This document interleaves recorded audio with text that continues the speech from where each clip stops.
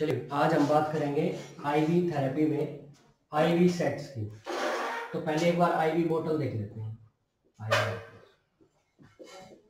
जो ivy therapy में ivy bottles हैं वो दो टाइप्स की हैं। एक तो प्लास्टिक बोतल और एक ग्लास बोतल। जो कांच की बनी हुई बोतल्स होंगी उनको तो हम बोलेंगे कांच वाली, ग्लास वाली। और प्लास्टिक बोतल यहाँ पे दो टाइप की है। प्लास्टिक बोतल दो टाइप की है, एक सॉफ्ट प्लास्टिक और एक हार्ड प्लास्टिक।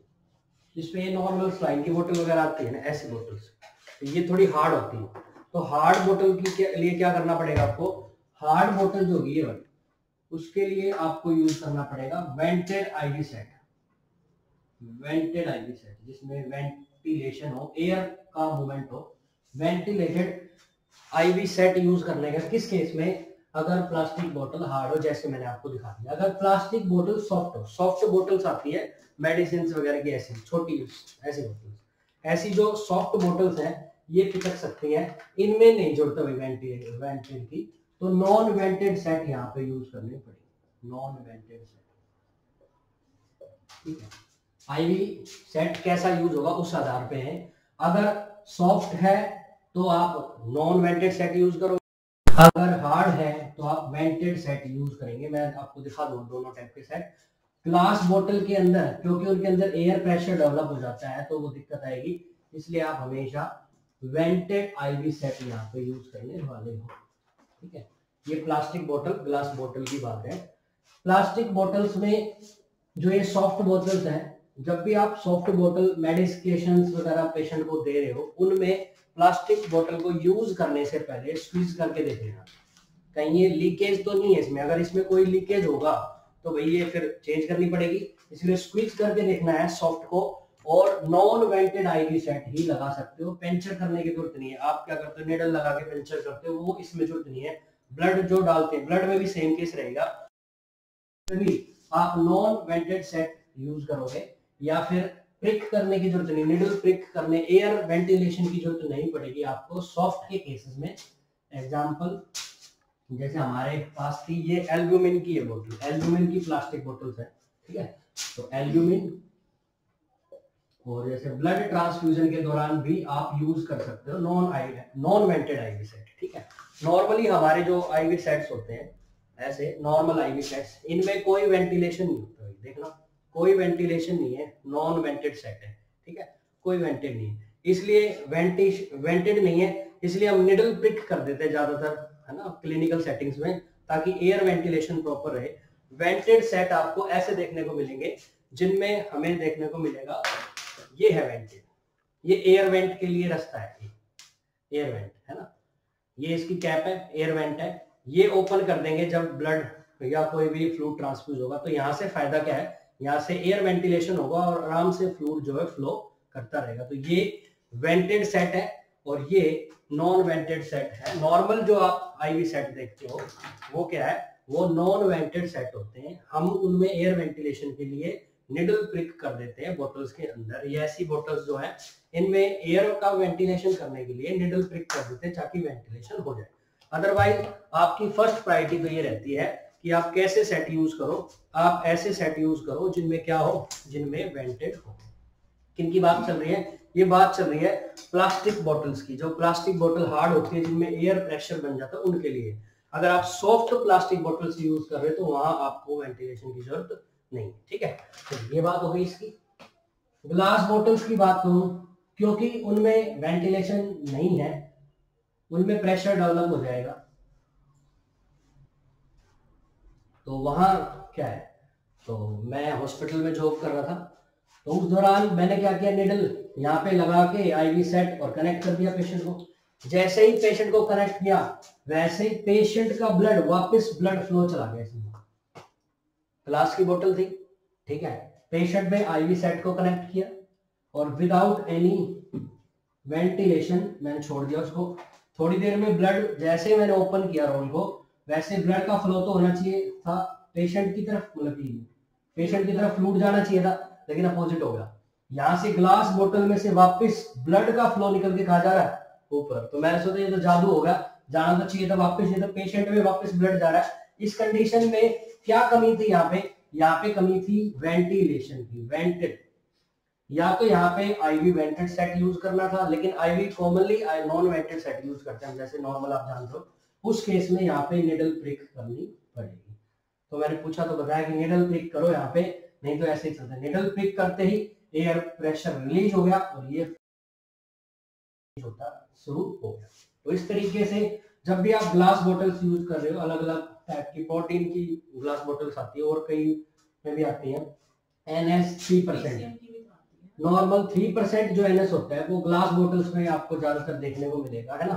तो यहाँ पे आप क्या यूज करोगे, वेंटेड आईवी सेट यूज करोगे। अगर आपके पास वेंटेड सेट नहीं है तो आप निडल प्रिक करोगे नीचे, क्योंकि पूरी कांच की बोतल वहां नहीं होगा, नीचे रबड़ की होती है, रबड़ में आईवी निडल को प्रिक कर दोगे और छोड़ दोगे। इस तरीके से आप यूज कर सकते हो। ठीक है भाई, यहां तक क्लियर हुआ। चलो नेक्स्ट बात करें, ग्लास बोटल्स की बात हो गई, बोटल्स की हमने बात कर ली। बोटल्स के बाद बात करें हम आईवी सेट, आईवी सेट, ठीक है। आईवी सेट की अगर बात करें तो आईवी सेट दो टाइप के आते हैं, एक मैक्रो ड्रिप, एक माइक्रो ड्रिप, एक मैक्रो ड्रिप, एक micro drip. Macro drip normal जिनकी मैक्रो ड्रॉप्स जिनमें से आएंगी, मैक्रो ड्रॉप, बड़ी लार्ज ड्रॉप आपको देखने को मिलेगी उसको बोलते हैं मैक्रो ड्रॉप, और छोटी छोटी मिलेंगी उसको बोलते हैं माइक्रो ड्रॉप। आईवी सेट में मैक्रो ड्रॉप आपको देखने को मिलेगी और माइक्रो ड्रॉप देखने को मिलेगी। मैक्रो ड्रॉप जो बड़ी ड्रॉप्स है वो आपको नॉर्मल जो आप आईवी सेट देखें, ये मैक्रो ड्रॉप वाला, बड़ी ड्रॉप्स, इसमें से बड़ी ड्रॉप निकले। नॉर्मल जो आपका आईवी सेट होता है इससे आपको बड़ी ड्रॉप्स मिलेगी, ठीक है। और छोटा जो बच्चों के लिए यूज करते हैं, ब्यूरेट्स जिसको बोलते हैं, ये छोटे वाला है, इसमें ड्रिप चैम्बर होता है, मेडिसिन वगैरह भी डाल सकते हो आप। ये वाला माइक्रो ड्रिप चैम्बर है, इसमें से जो ड्रॉप निकलेंगी वो स्मॉल ड्रॉप निकलेंगी, ये मतलब है इसका। तो दो टाइप के यहाँ पे आईवी सेट्स हैं जनरली, एक मैक्रो ड्रॉप जो नॉर्मल आईवी सेट आप ज्यादातर यूज करते हो वो, और माइक्रो ड्रॉप जो जिसको ब्यूरेट भी बोलते हैं, ब्यूरेट बोलते हैं, पीडियाट्रिक सेटिंग में सबसे ज्यादा यूज होता है, पीडियाट्रिक सेट बोलते हैं, ठीक है। और जिसमें आप मेडिकेशंस को यूज करते हो, लिमिटेड मेडिसिन देनी है पेशेंट को, आप माइक्रो ड्रॉप का यूज करोगे, मैक्रो ड्रॉप के लिए बड़ी ड्रॉप यूज करोगे। फिर इनमें दो टाइप हो गए, आईवी सेट और नॉन वेंटेड आईवी सेट। ये मैंने आपको बता ही दिया था, वेंटेड जिनमें है किस टाइप का, ये वेंटेड आईवी सेट है, ये वेंटेड है, इसमें वेंटेड है, ये ढक्कन है, इसमें कैप है, वेंटिलेशन है यहाँ पे। तो वेंटेड आईवी सेट और नॉन वेंटेड आईवी सेट के अंदर आपको ऐसा कुछ देखने को नहीं मिलेगा, ऐसा।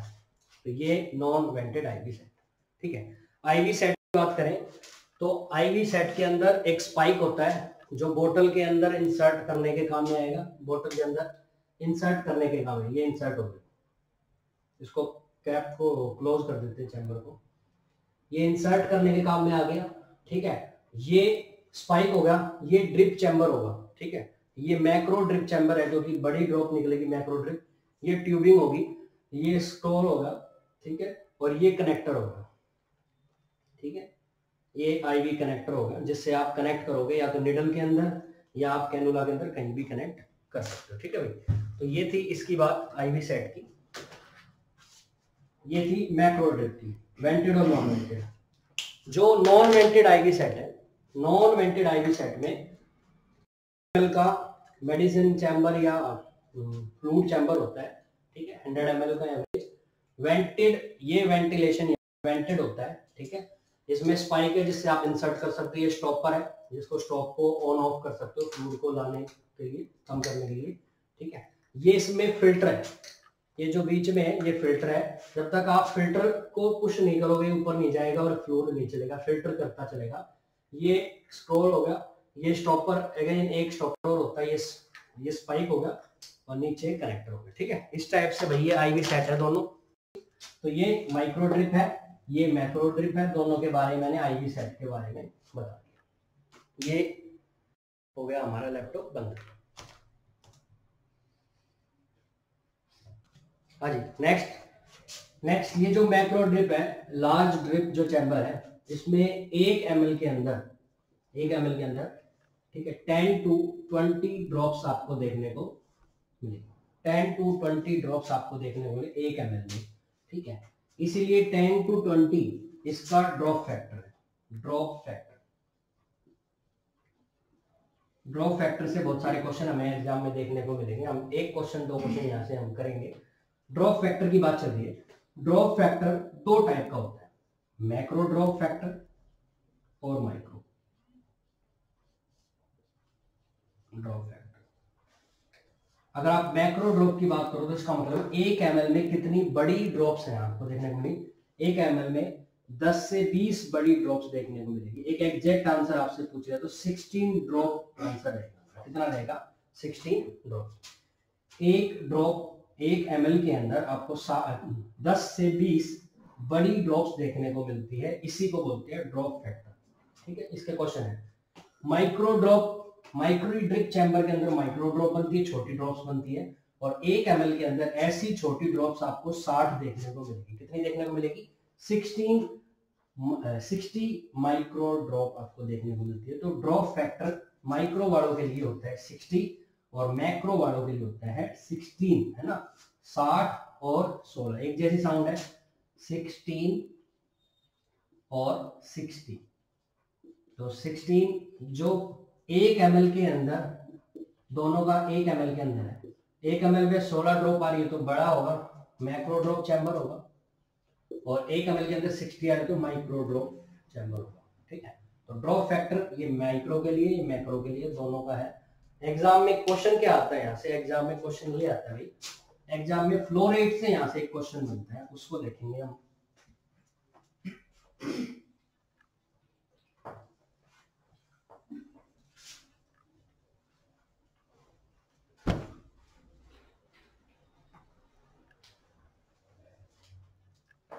देखो फ्लो रेट का यहाँ पे एक क्वेश्चन हम पढ़ेंगे। फ्लो रेट के क्वेश्चन में आता है कि एक पेशेंट को मान के चलो 1000 ml फ्लूइड जो है पेशेंट को देना है, 1000 ml फ्लूइड पेशेंट को देना है, और ड्रॉप जो फैक्टर है वो है 10 ड्रॉप फैक्टर के हिसाब से आपको 100 ml फ्लूइड पेशेंट को देना है, और वो भी कितने टाइम में वो देना है? एन एवरेज मान लो आप 6 आवर में। ऐसे ही क्वेश्चन एग्जाम में देखने को मिलता है। 6 घंटे में 1000 ml आपको फ्लूइड देना है, ड्रॉप फैक्टर है 10। इसका मतलब ड्रॉप फैक्टर 1 ml में 10 छोटी ड्रॉप बननी चाहिए, 6 घंटे में फ्लूइड जाना चाहिए, 1000 ml फ्लूइड जाना चाहिए। तो ऐसे फ्लो रेट के क्वेश्चन के लिए क्या फॉर्मूला है? तो आपको निकालनी होगी 1 मिनट में कितनी ड्रॉप बनेगी, ड्रॉप पर मिनट निकालनी होती है यहाँ से। तो जितना भी फ्लूइड है उस फ्लूइड को मल्टीप्लाई कर दो ड्रॉप फैक्टर से, और इसको डिवाइड कर दो आप किससे? टाइम से, और टाइम हमेशा मिनट्स में लिया जाएगा, टाइम इन मिनट्स, ठीक है। तो बस इसी से आपका आंसर निकल जाएगा। फ्लूइड कितना आपके पास? 1000 ml, मल्टीप्लाई कर दोगे ड्रॉप फैक्टर से, डिवाइड कर दोगे टाइम इन मिनट, तो 6 आवर में कितनी मिनट होगी? 6 × 60। इस तरीके से काट पीट के जो भी आपका आंसर होगा वही राइट आंसर हो जाएगा, ठीक है। तो इस तरीके से आप फ्लो रेट के क्वेश्चन को डील कर सकते हो। यहाँ पे ड्रॉप फैक्टर की जरूरत पड़ेगी, ये है ड्रॉप फैक्टर, ठीक है। ड्रॉप फैक्टर यहाँ काम आएगा। एग्जामिनर या तो ड्रॉप फैक्टर आपको दे देता है, अगर ड्रॉप फैक्टर नहीं देता तो वो बताएगा। अब एम्स नॉन सेट में अब की बार आया था, ड्रॉप फैक्टर बताया नहीं, उसने बोला मैक्रो ड्रिप चैम्बर है, मैक्रो ड्रॉप फैक्टर्स है या माइक्रो है, दोनों में कुछ भी आ जाए। मैक्रो आ जाए तो आंसर 16 या 15 मान सकते हो एज पर कंडीशन, और माइक्रो आ जाए तो आपको आंसर मानना है 60, ठीक है। इसके हिसाब से आप आंसर निकाल सकते हो। तो ये फ्लो रेट के ऐसे क्वेश्चंस हैं, मैंने इसकी एक वीडियो बनाई हुई है पूरी, तो वहां से भी देख के इसके क्वेश्चंस को सोल्व कर सकते हो। बहुत सारे वहां पे क्वेश्चन एग्जांपल आपको मिल जाएंगे। तो ये है ड्रॉप फैक्टर के कुछ क्वेश्चन, ठीक है। चलिए नेक्स्ट बात करें।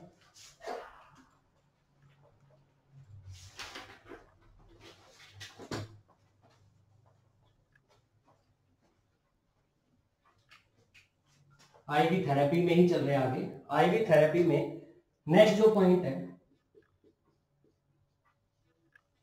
वो insertion of IV, insertion of IV device या आईवी कैनुला बोल दो, आईवी थेरेपी बोल दो। कैसे आप पेशेंट को आईवी कैनुला लगाओगे या निडल लगाओगे उसकी टेक्निक है। तो किस किस कंडीशंस में आप यूज कर सकते हो, तो मैं कंडीशंस आपको पर्पस पहले ही पढ़ा चुका हूँ। कौन कौन सी कंडीशन में यहाँ पे पेशेंट खुद एबल नहीं हो रहा खाना खाने के लिए, मुंह से कुछ लेने के लिए, तो आप फ्लूइड दे सकते हो। अर्जेंट पेशेंट को मेडिकेशंस देनी है तो आप आईवी पे जा सकते हो। पेशेंट का गैस्ट्रोइंटेस्टाइनल सिस्टम में प्रॉब्लम है, आप आईवी पे पुश करना चाह रहे हो, शिफ्ट करना चाह रहे हो, तब आप इन सभी कंडीशंस के अंदर आईवी थेरेपी यूज कर सकते हो। आईवी थेरेपी यूज करने के दौरान जिस साइट को आप चूज करोगे, जिस साइट को आर्म को चूज करोगे, उस पर किस बातों का ध्यान रखना होगा, कहां से आप इंसर्शन कर सकते हो आईवी कैनुला का, तो कौन कौन सी साइट्स हैं। तो आप फोर आर्म यूज कर सकते हो, हैंड यूज कर सकते हो, ठीक है। Anti cubital, anti cubital area, जहां इस एरिया को भी आप चूज कर सकते हो। इस एरिया को, फॉर्म आर्म को और हैंड को आप यूज कर सकते हो आईवी साइट के लिए, ठीक है।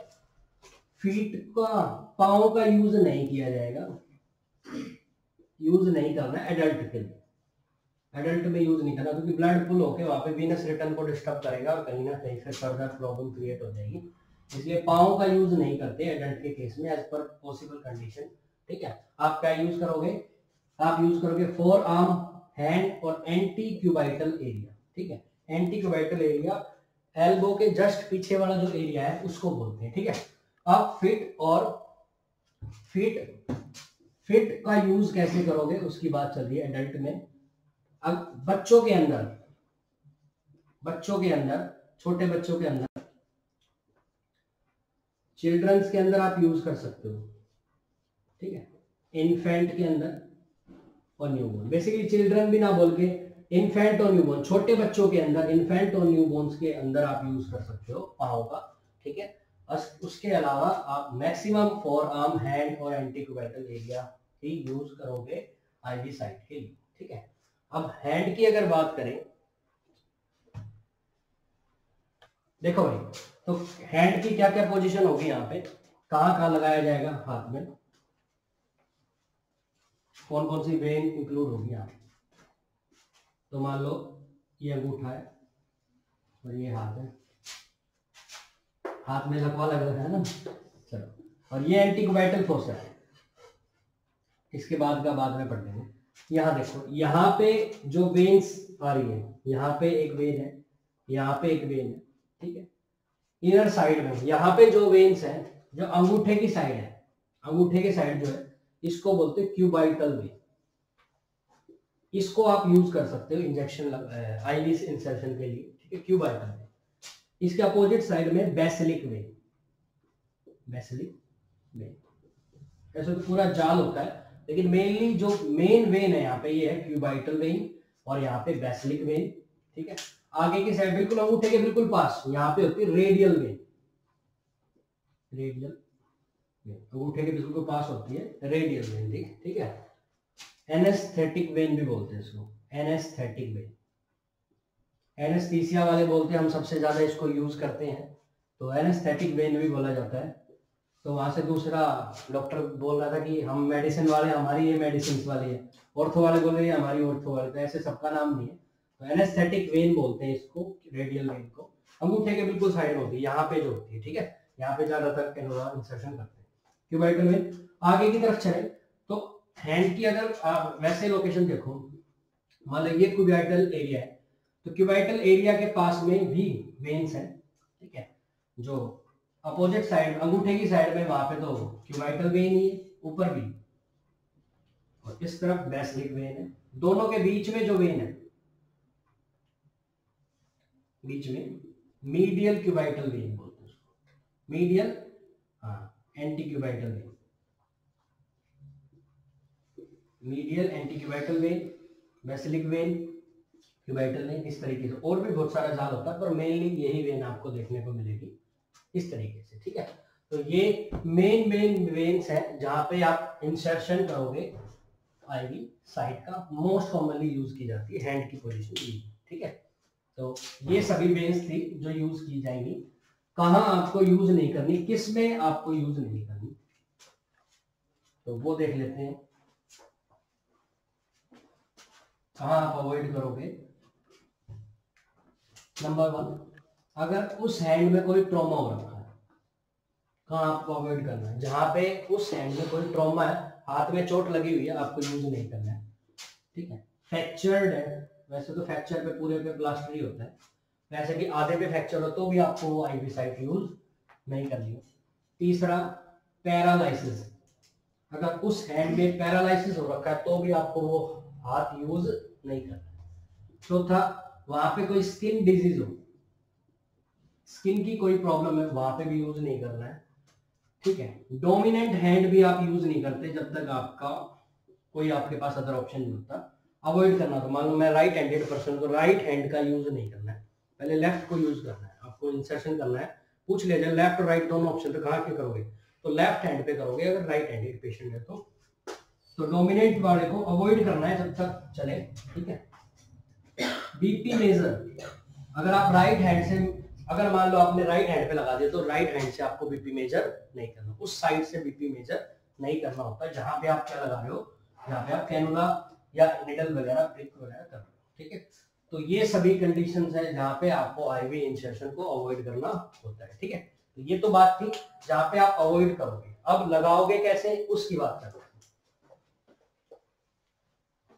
तो सबसे पहले आपको, मान लो ये हैंड है और ये वेन हमने सिलेक्ट की है लगाने के लिए। मान लो सबसे पहले होता है इंसर्शन के लिए सिलेक्शन ऑफ वेन, वेन का सिलेक्शन होगा। सबसे पहले आपको वेन सिलेक्ट करनी है कि कौन सी वेन होगी। वेन सिलेक्ट करने के लिए टर्निकेट बांधना पड़ेगा आपको, वो बेल्ट आती है, टर्निकेट आता है ना, टर्निकेट को टाई करना होगा, टर्निकेट, ठीक है। सबसे पहले टर्निकेट बांध के आपको वेन को चेक करना, एक्सेसिबिलिटी चेक करनी, कौन सी वेन आपको सबसे बेस्ट लग रही है, आप उसमें इंसर्ट कर सकते हो। आपने वेन को चेक कर लिया, अच्छी वेन है, आप आराम से इंसर्शन कर सकते हो। तो फिर टर्निकेट के बाद, टर्निकेट बांध के सिलेक्शन ऑफ वेन तो हो गया। इसके बाद क्या करना है, आपको हैंड जो वेन जहां सिलेक्ट की उससे नीचे वाले पोर्शन को थोड़ा सा खींच के रखना है, टाइट रखना, ताकि वेन जो है प्रॉपर दिखे और इंसर्शन के दौरान मूवमेंट ना हो। तो आपको हैंड को प्रॉपर रखना है। इसके बाद आपको क्लीन करना है साइट को, इसके बाद आपको साइट को क्लीन करना, जो भी आप रेगुलर एंटीसेप्टिक सॉल्यूशन यूज कर रहे हो, बीटाडीन यूज कर रहे हो, बीटाडीन तो यूज नहीं करते, एंटीसेप्टिक स्प्रिट वगैरह यूज करते हैं, है ना, सैनिटाइजर्स वगैरह यूज करते हैं।